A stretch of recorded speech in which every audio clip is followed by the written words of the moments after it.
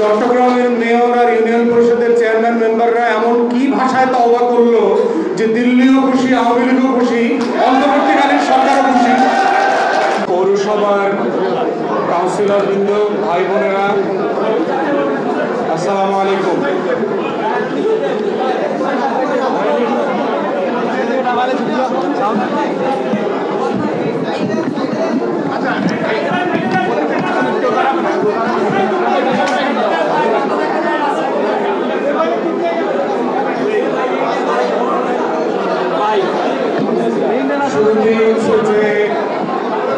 সারা বাংলাদেশের বিভিন্ন অঞ্চল থেকে যে সকল ভাই বোনরা এসেছেন, আমাদেরকে দাওয়াত দিয়েছেন, আমরা খুব কৃতজ্ঞ।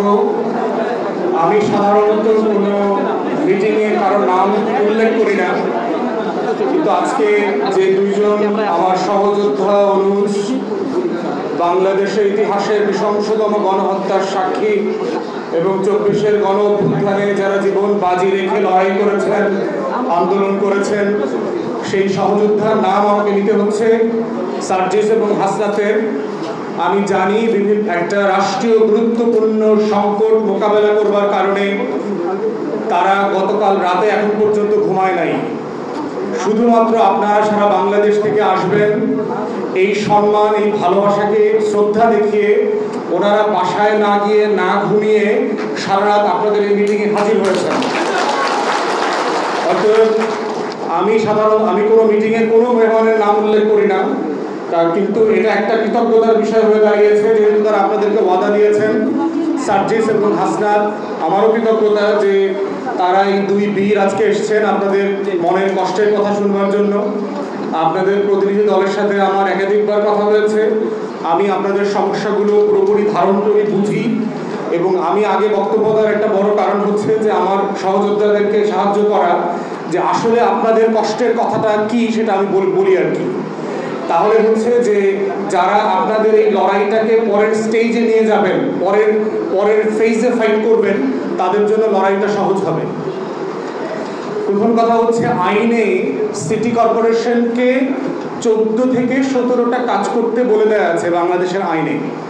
বাংলাদেশে আমাদের যে 8-10টা সিটি কর্পোরেশন আছে, তো এগুলো কি, এটা মোটামুটি আপনারা বুঝতে পারছেন, রেগুলার সেবামূলক কাজ আর কি। পৌরসভার যে আইন আছে, এই পৌরসভার আইনে হচ্ছে 20টা কাজের কথা রাষ্ট্র বলে দিয়েছে আইন করে।